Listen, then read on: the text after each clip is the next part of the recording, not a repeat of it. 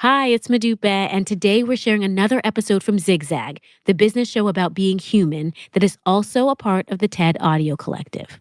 Hope you enjoy it.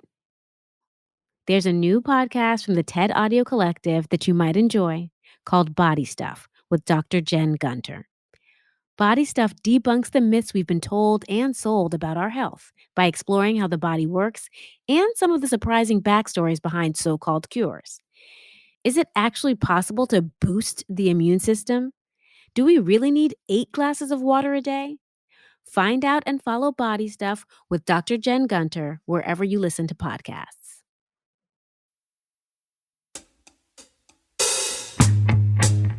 This is Zigzag, the business podcast about being human. I'm Manoush Zomorodi, and welcome to Step 2 of the Zigzag Project. This is 6 episodes to help you reset yourself and your work, to figure out how to better align your ambitions with what you want to see in the world. Like a listener named Emily, who is a mother of 3 and therapist turned entrepreneur. It's really, really hard.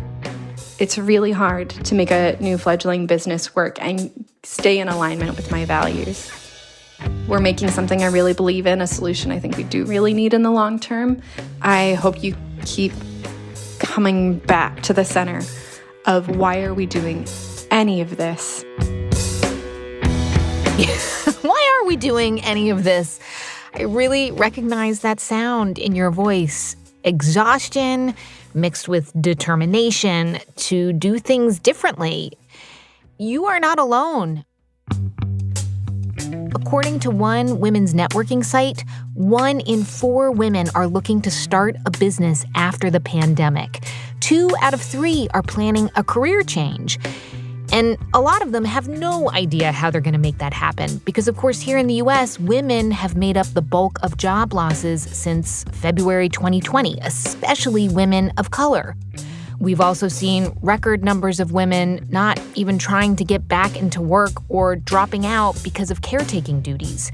Because when healthcare and childcare aren't a given, neither is a career. Like for Kelly. I'm mostly a stay-at-home mom who's trying to switch her career. I wish that I could hire childcare and begin a balanced life working on something I value and am passionate about, as well as spending time with my kids, husband, family, and friends. That's the goal, ideally. That's the dream. Kelly, thank you for the reminder. That is why we are here, to keep that dream alive. But also, in the next few episodes, to make a realistic and concrete plan of action. It may take longer than you hoped, and you may not get everything you want all at the same time, because it is harder to not just look out for yourself. Capitalism is not set up to function that way. But we have got each other here, and we're going to try. So, onward.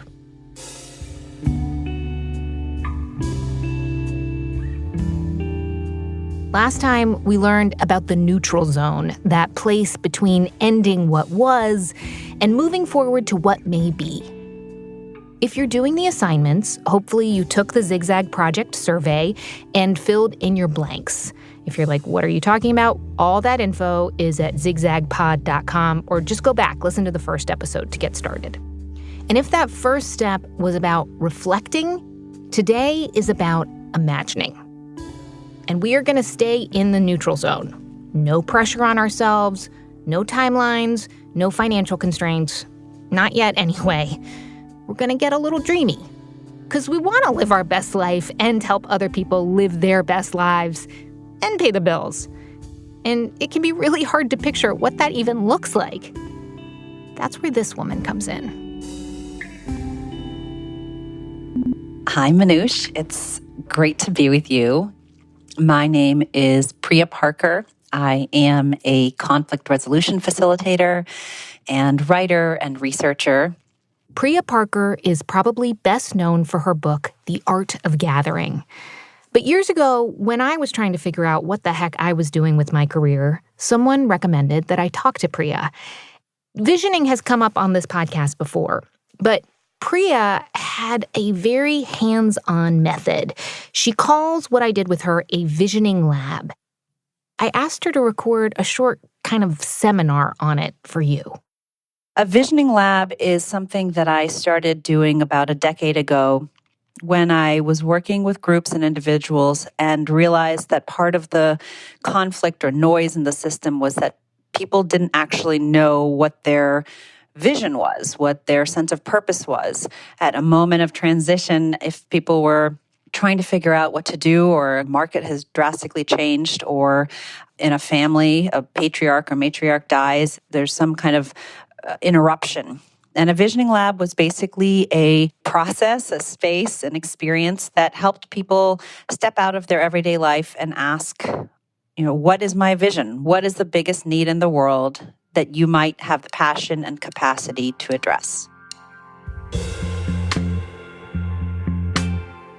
I haven't done an individual lab in quite some time. Manoush, you were one of my last ones, in part because, as a facilitator at different moments in one's work or one's career, you learn different processes, you learn different toolkits, you learn different ways to help a group. And for a period of my life, probably 8 years, I began to realize the importance of vision and clarity and conscious decision making. And I wanted to understand how to help people get very, very, very clear on their sense of purpose and on their vision for a community or for an organization. And so when I ran them, they were often 4-hour experiences that asked people to step back from their everyday life and answer questions like, if you had no concerns in the world and money wasn't an issue, how would you spend your time? What are 20 different ways you would spend your time? Often because the first few answers, people often say something like, I'd go on vacation. And then after the kind of get those questions out of your system, people's answers were actually often very, very, very clarifying. I have done these labs with individuals at moments of transition, artists, political leaders, leaders of organizations, college students, high school students, anybody who shows up to a public lab when I used to do them. And I think what a visioning lab has helped people to do is ask the questions that are often kind of maybe in the back of your head, kind of implicit, and just put it at the forefront of your head and spend time and space to actually look at what are the moments I felt most alive? What moments are coming up and what was common about those moments?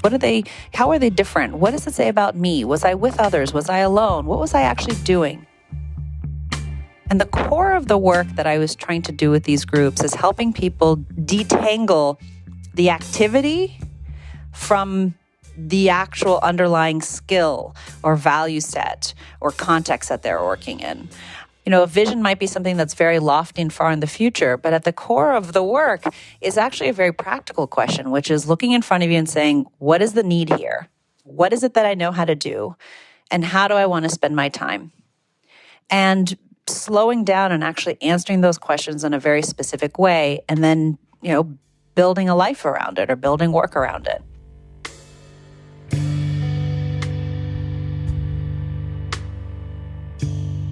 One of the things that Priya had me do was close my eyes and imagine I was at my 80th birthday party.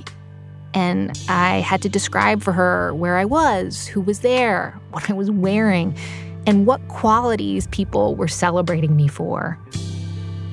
It was pretty trippy and, yes, clarifying.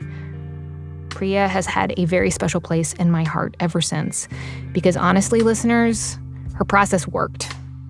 It's why I'm talking to you right now. I do remember very fondly doing this process with you. And I don't remember you at all as resistant. I remember you as very funny and self-deprecating. And underneath that, very curious and open and worried and hopeful and courageous to pause and say, the way I've been doing my life was working for that period of time. And now I'm ready to let that go and figure out what's next. And I think the last thing I'll just say is, I as a facilitator, I've experienced my own kind of amount of pivot this year. Awkwardly or not, I literally wrote a book called The Art of Gathering. And then gathering became something that was illegal and dangerous and a source of danger. And if I had said to myself, okay, I'm an expert in gatherings, I'm just going to, sit the next couple of years out, and had been attached to the form of my work, I would have been in a lot of trouble. And instead I paused and I asked, and I think this is kind of the question that we all, may be helpful to ask in moments of transition, which is underneath, like at the core of what it is I'm doing, like what is it? What does a facilitator do? And in my case, I think I help people create meaningful connection despite significant obstacles. And I could see as a facilitator, like I understand group dynamics. I understand how you create psychological connection. And so when COVID hit this past spring, a huge part of my work began helping people see how do you create psychological connection even when you can't be in the same room. And so as people are thinking about, how do I take my skills or how do I move beyond this transition, to begin to, again, ask those questions, not what's the form of the activity of my work, but underneath it, what is it that I deeply know how to do? What are the problems I know how to solve? What are the skills I bring with me regardless of the context? And what is most needed now?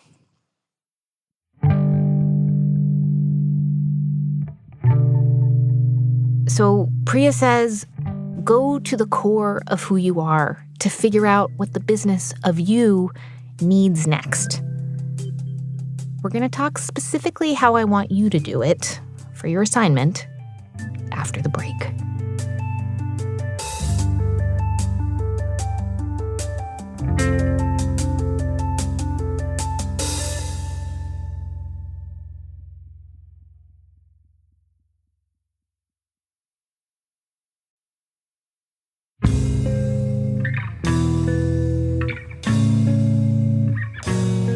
As I mentioned in the first episode of the Zigzag Project, 150 listeners were my beta testers for this process. And of those listeners who took the project survey, 60% have kids. And a third say that work flexibility, location, hours, it is crucial. It is what makes their life work. Another half say that given the option, they would definitely prefer flexibility. But for all the other demands on listeners' time, on the whole, they are people who do live to work rather than work to live. Work matters to them. 60% say it's an important part of their identity. Another quarter say they define themselves by the work they do. Boy, do I get that. So your identity, how you see yourself, that's what we're going to work on now using Priya's visioning techniques with some tweaks by me. So here are your instructions. Get a piece of paper and a pen, set a timer for 15 minutes, and then answer this prompt. It's exactly 5 years from now. Visualize what your life is like. More importantly, visualize what you want it to look like. Describe it in full detail. Don't worry about how you got there. Just picture where you are. What kind of awesome haircut do you have? What about your job? Do you go to an office? Do you have staff or an amazing boss? How do you feel about your work? Who do you help? Who helps you? What about your personal life? Do you live in the same place? What's up with your family and friends? What are you making for dinner? Keep going, describing this until your 15 minutes are up. When the timer goes off, take a break. Go for a short walk. Don't listen to a podcast. Just stroll for 10 minutes. Chill. But before you go, do take some inspiration from a listener named Jackie in Philadelphia who did this visioning exercise and recorded it for us. Here's what she saw. Okay, this is Jackie Neal outside of Philly, and I'm going to talk about the vision. And here's what I wrote down to all of the questions you posed. In closing my eyes, I envision myself in a light, airy, stylish pair of jeans and a cool top with a hot pair of Fluvogs. That's kind of how I roll. And I'm at work in that envision. I'm at work and it's a community space. I'm in a place that serves the community and it also serves my soul. When I'm at work, I feel at home. I feel that I created it, and me and the person I love are proud of it. So are my friends and my family. My job goes in and out of being demanding of my expertise as a photographer, curator, and arts professional, my knowledge of community and mutual aid, and has a large impact on social change. I feel proud. I feel directly responsible for positive changes and impact. I feel tired and strong and accomplished. I feel secure and feel I have enough income to support myself and my business and my artistic goals. I have a paid assistant. She is female and paid well. She has benefits. I have benefits. My partner is a huge support and talks to me about the creative world, what they read, and where we should go to explore creativity together. I see us vacationing in faraway lands on boats in crystal clear water, spending effortless and relaxing times together. Thank you so much, Jackie. Thank you so much, Priya.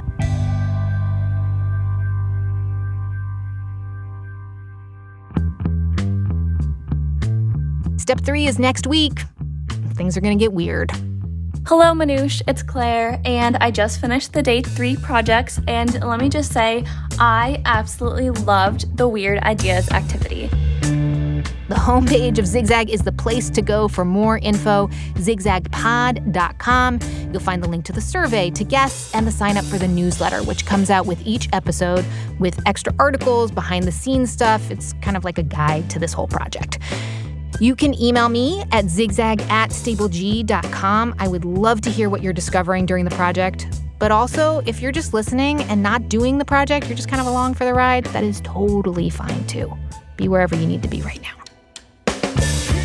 Many thanks to audio engineers and composers David Herman and Dan DeZula, to Lauren Reimer for this season's illustration. Zigzag is a member of the TED Audio Collective and comes from Stable Genius Productions. I'm Manoush Zomorodi. Thank you so much for listening.